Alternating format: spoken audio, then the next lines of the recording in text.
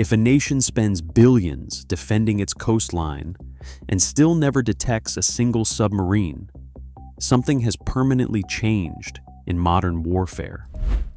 On February 28, 2026, Operation Epic Fury launched.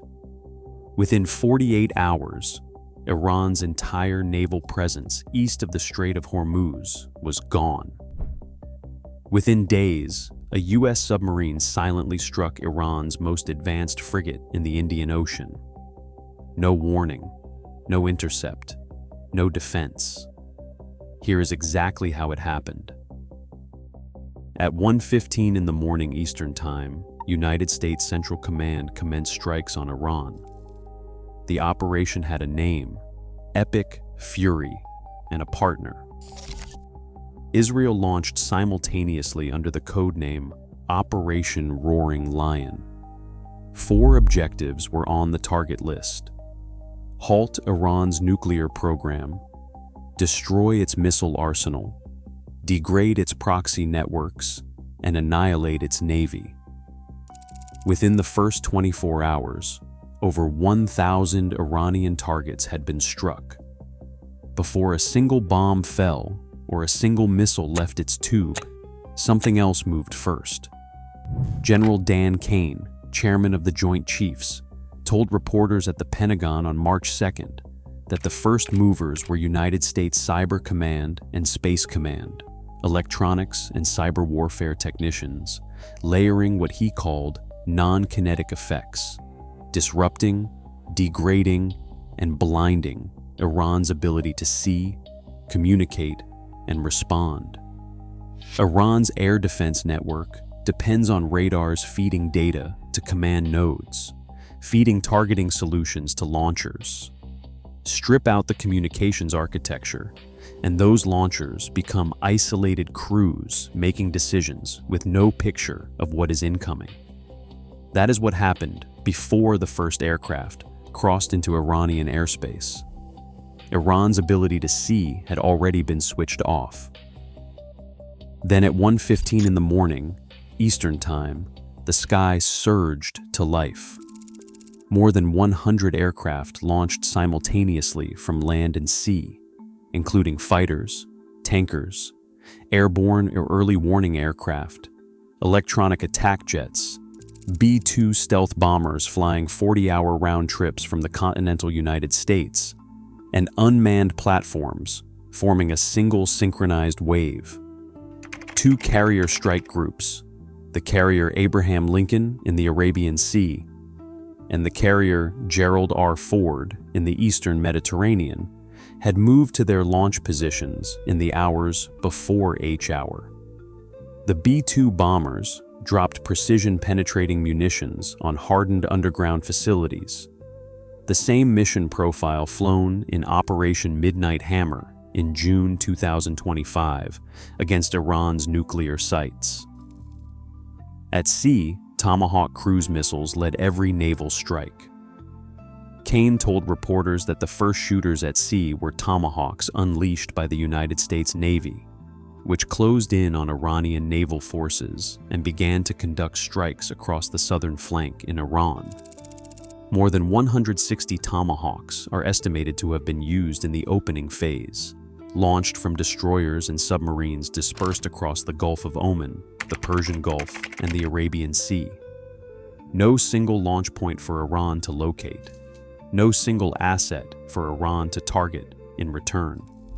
The BGM-109 Tomahawk entered service in the 1980s, built to strike Soviet targets from ranges that kept U.S. surface ships outside Soviet anti-ship missile envelopes.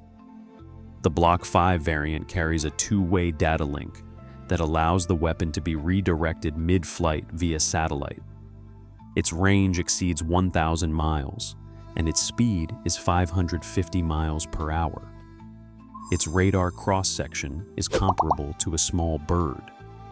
Its accuracy is within 5 to 10 meters of the designated target.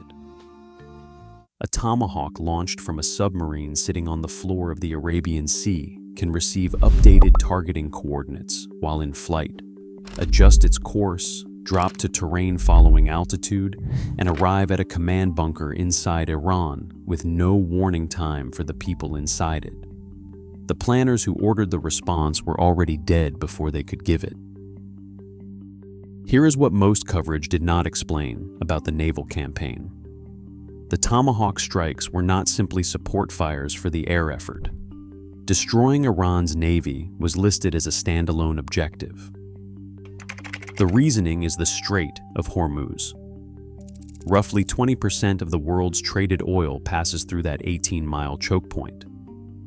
Iran's entire asymmetric naval doctrine, including fast attack boats, shore-based anti-ship missiles, naval mines, and midget submarines, was built around one threat: close the strait and hold the global economy hostage. Neutralize that doctrine, and you remove Iran's single most credible coercive lever. If this breakdown is valuable, subscribe now and turn on notifications. Verified military breakdowns, no speculation. Hit subscribe and never miss one. Iran's naval force east of the Strait of Hormuz consisted of 11 warships when Operation Epic Fury began. They were gone within 48 hours. United States Central Command confirmed all 11 had been neutralized in the Gulf of Oman. Most were hit at their berths before they could get underway. A warship at the pier cannot conduct offensive operations, cannot maneuver, and cannot protect itself with its own weapon systems. The drone carrier Iris Shahid Bagheri was among the first major surface assets struck. Iran's first domestically produced drone and rotorcraft carrier, a converted container ship that had only entered service in February 2025, was hit at its berth in Bandar Abbas within the opening hours of Epic Fury. The satellite imagery confirmed it burning. Konarak Naval Base on the Gulf of Oman was struck by multiple waves, with satellite imagery showing fires across the naval wharf and sunken vessels visible at the pier. Frigates from the Bayandor, Alvand, and Jamaran classes were struck and sunk. Russia-built Kilo-class submarines and domestically produced Gadir-class midget submarines were targeted directly. By the end of the first 7 days, the official Central Command fact sheet listed 43 Iranian ships damaged or destroyed. Then came March 4th. The Iris Dina was commissioned into the Islamic Republic of Iran Navy in 2021, a Maj-class frigate, Iran's most capable surface combatant, the product of a domestic shipbuilding program designed to prove that Iran could build and operate a blue water navy without foreign suppliers. She carried a vertical launch system, a first for an Iranian warship, 4 Ghadar anti-ship missiles, surface-to-air missiles, anti-submarine torpedoes, and a 76mm naval gun. She had circumnavigated the globe in 2022 and 2023. Iran was proud of this ship. She was a statement that Iran's navy was no longer confined to the Persian Gulf. In February 2026, the Iris Dina was in Visakhapatnam, India, participating in the Milan 2026 multinational naval exercise and the International Fleet Review, an event the United States Navy also attended. Iranian and American sailors were at the same exercise, in the same port, days before one of them would be underwater tracking the other across the Indian Ocean. The Iris Dina left Indian waters on February 25th. Operation Epic Fury began 3 days later. She was now returning home through the Indian Ocean. No air cover, no escort, no awareness of what was already behind her. USS Charlotte is a Los Angeles-class improved nuclear-powered attack submarine, hull number 766, commissioned September 16, 1994, 32 years in service. Powered by an S-6G nuclear reactor, her endurance is limited not by fuel, but by crew supplies. She can remain submerged for months. No radar mast that could be detected. A noise profile measured in fractions of a decibel above ambient ocean sound. More than 60 Los Angeles-class submarines were built, the largest nuclear attack submarine program in American history. They were designed during the Cold War to hunt Soviet submarines and surface ships and kill them before they could threaten U.S. carrier groups. That mission profile was about to be executed against an Iranian frigate in the Indian Ocean, 4 decades after the class was designed. In the early hours of March 4th, approximately 19 nautical miles off the coast of Gale on the southern tip of Sri Lanka, USS Charlotte was in position. The IRIS Dina was transiting international waters en route to Iran. 180 crew aboard. Her captain had no idea she was being tracked.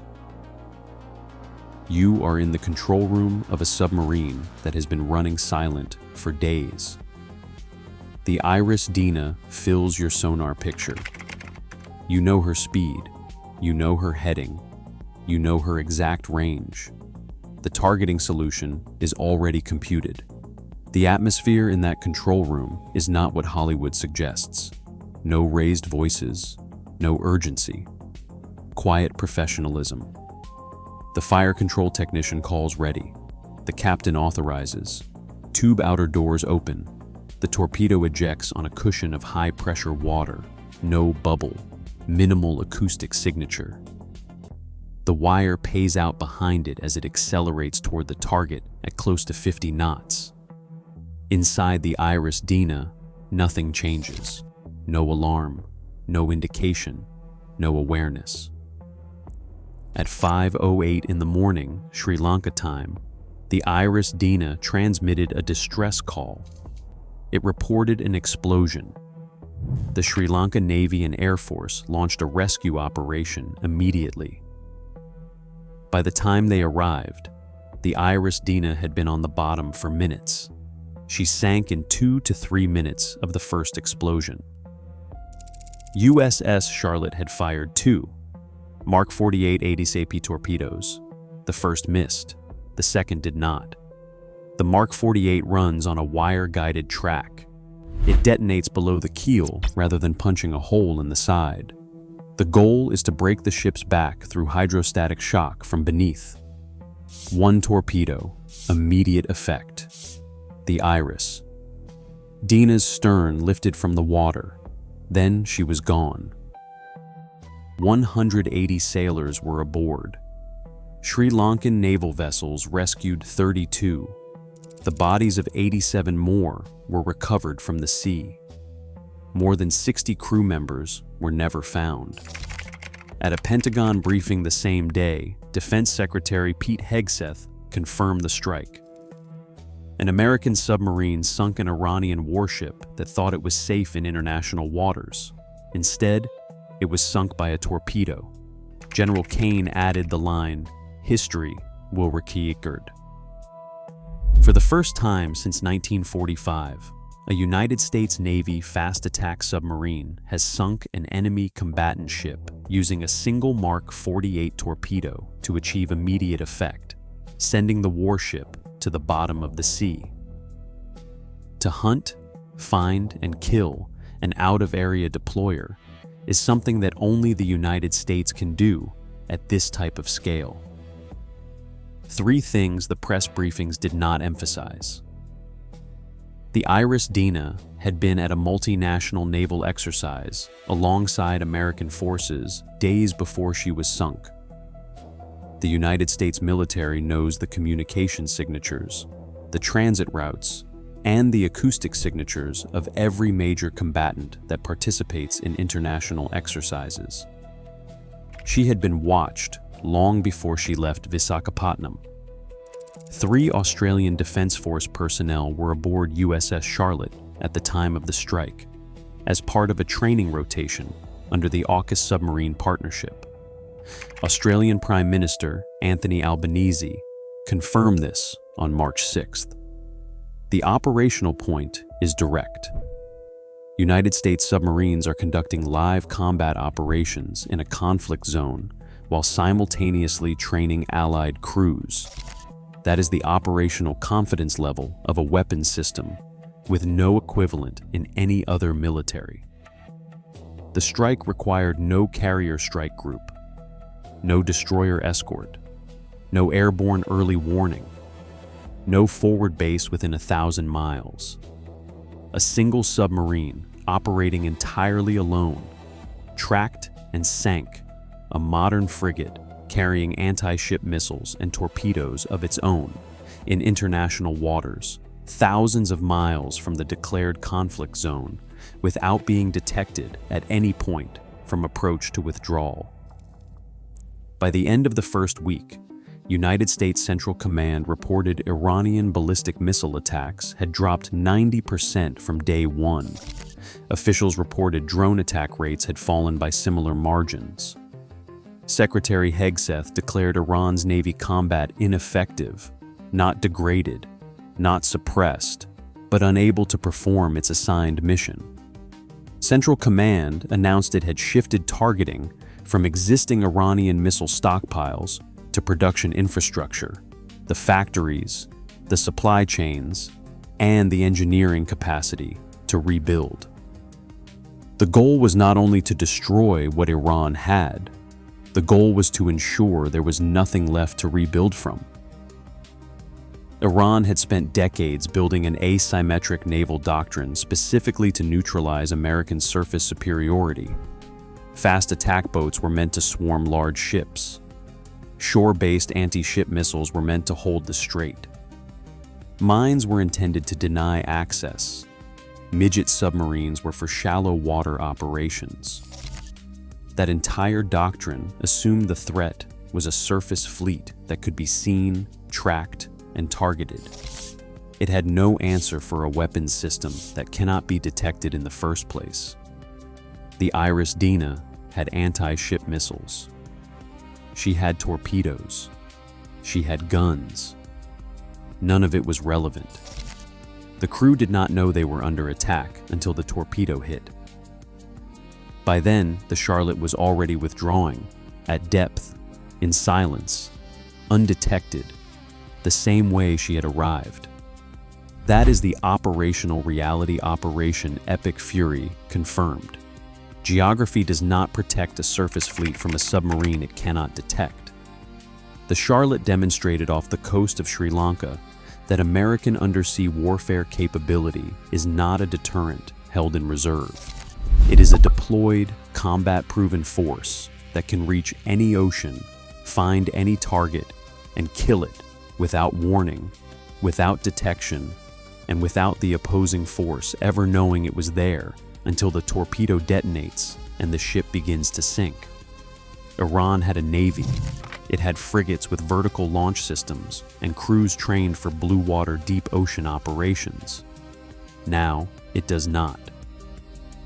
That is the full breakdown of Operation Epic Fury and what U.S. submarines accomplished that no surface force could. If this gave you the clearest picture on this conflict, subscribe and share. Verified military breakdowns are posted regularly. Hit subscribe. See you in the next one.